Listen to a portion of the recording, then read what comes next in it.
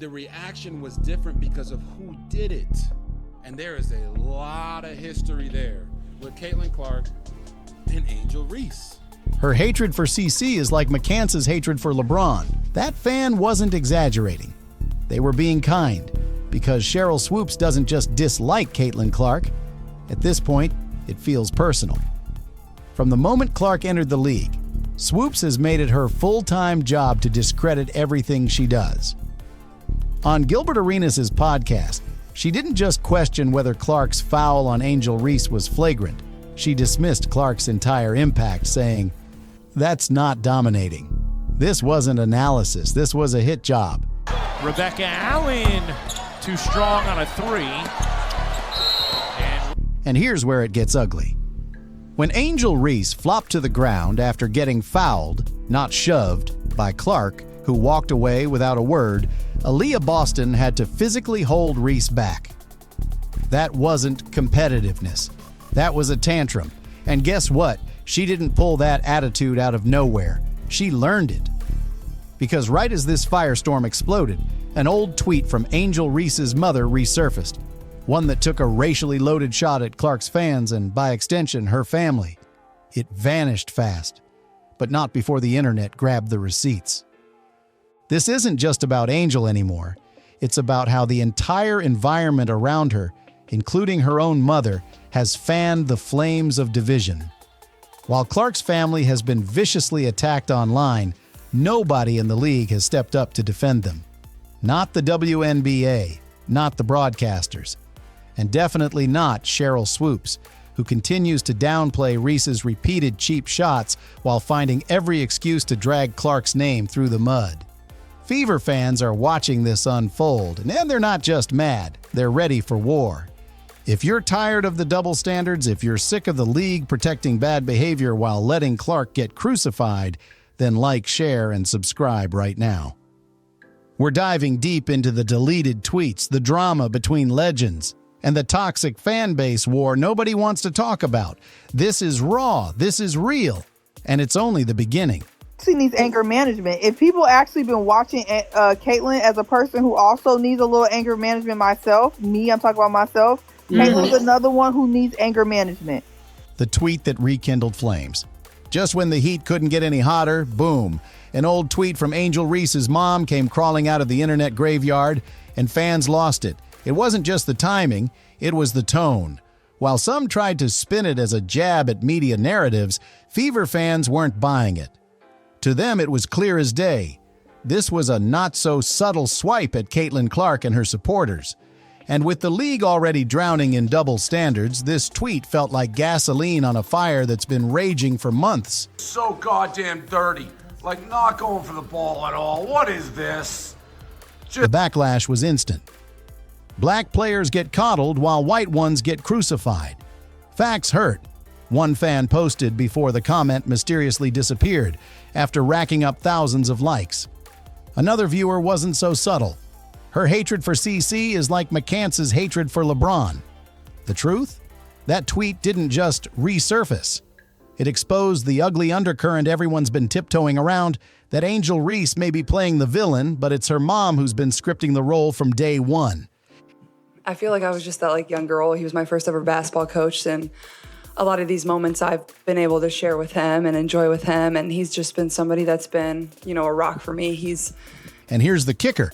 While that tweet vanished without a trace, the damage was already done. Clark's parents have been relentlessly harassed online, receiving hate DMs and slurs, yet nobody, not one WNBA legend or league rep, has stepped in to say a word. Meanwhile, Reese's tantrums on the court get shrugged off as passion. This isn't just trash talk. It's a culture of silence, double standards, and bias hiding behind the word narrative. And if the WNBA doesn't address it soon, that narrative's going to bury the league alive.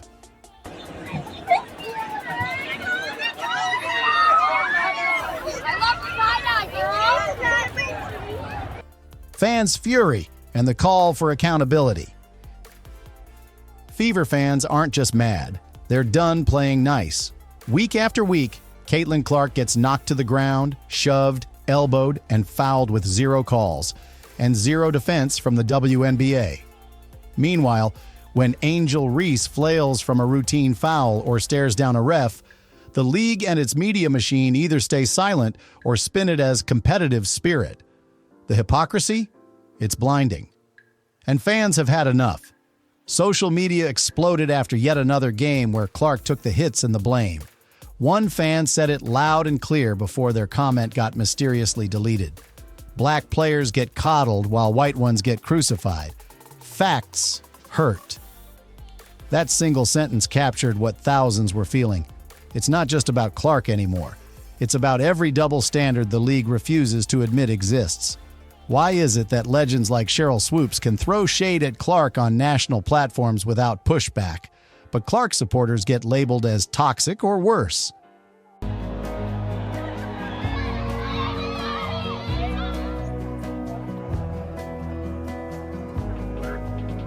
Arenas erupted with chants for Clark. Fans flooded timelines, tagging the WNBA and demanding accountability, not just from players, but from the system that allows this imbalance to thrive. League officials issued the usual vague promises about support and unity. But fans aren't here for PR fluff anymore. They want real action, consequences for blatant bias, equal protection for all players, and a league that actually stands behind its biggest star instead of letting her be the punching bag for an entire agenda. Because right now, it feels like the WNBA is protecting everyone except Caitlin Clark. Rebecca Allen, too strong on a three. And Media's role in shaping narratives. The media didn't just report the Angel Reese-Caitlin Clark dynamic. They deliberately distorted it. Instead of celebrating fierce competitors, they turned it into a culture war. Clark was glorified as the golden girl saving the WNBA, while Reese was labeled aggressive, loud, and too flashy.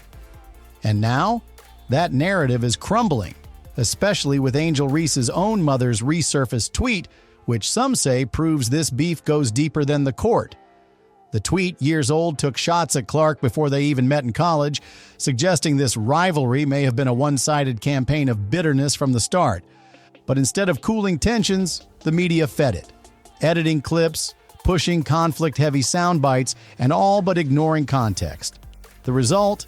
A league consumed by polarization where even casual fans are choosing sides like it's political warfare. She's not longer, she's not stronger, so the adjustment period for her is going to take even longer.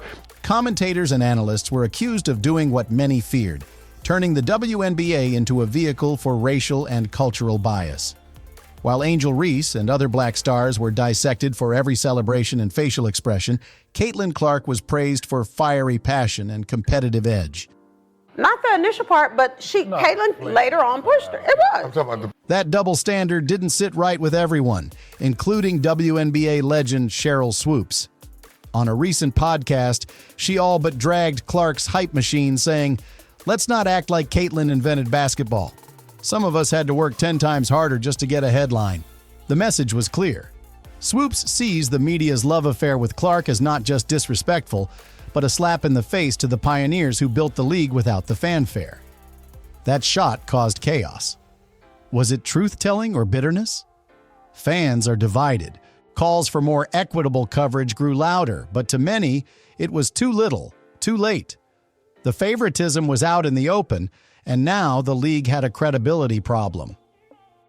Kind of emotional when I first walked in and saw the entire upper bowl full, and the energy and the vibe. It's really great, and this has been a long time coming. In the face of the mounting backlash, the WNBA tried to save face with vague statements condemning racism and pledging to review fan behavior.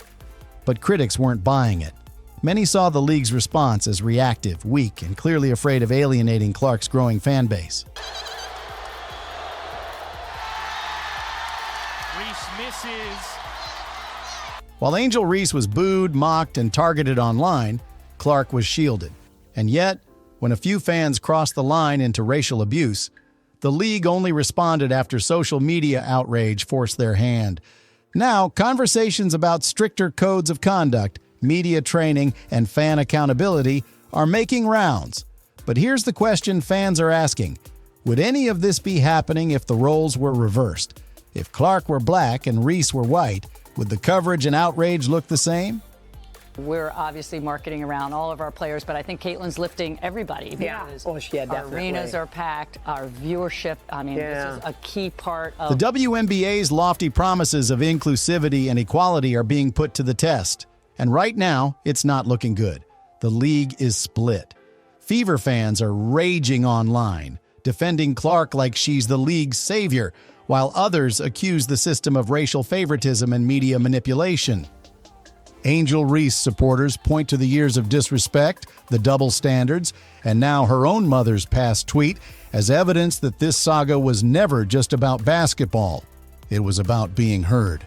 Caitlin Clark afterwards has something to say as Clark walks away. As the firestorm raged, WNBA players were forced into damage control mode. Not because they caused the controversy, but because the league and media left a vacuum of leadership. Veterans and rookies began speaking out, calling for unity, but not everyone bought into the kumbaya moment. Many fans saw it as performative, especially after Cheryl Swoops' shots at Caitlin Clark went viral and Angel Reese's mom's resurfaced tweet exposed long-held bitterness. Clark defenders saw the unity push as a way to silence criticism, while Reese's supporters saw it as a PR pivot to protect the league's image.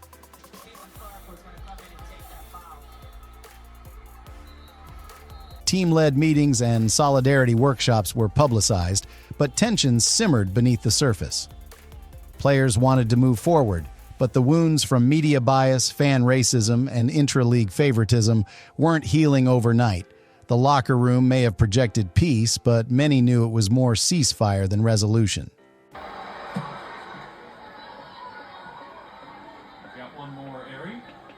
This wasn't just a sports drama, it was a cultural reckoning.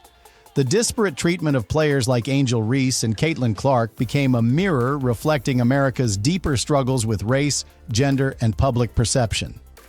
Clark was embraced by mainstream media as the fresh, clean face of the WNBA.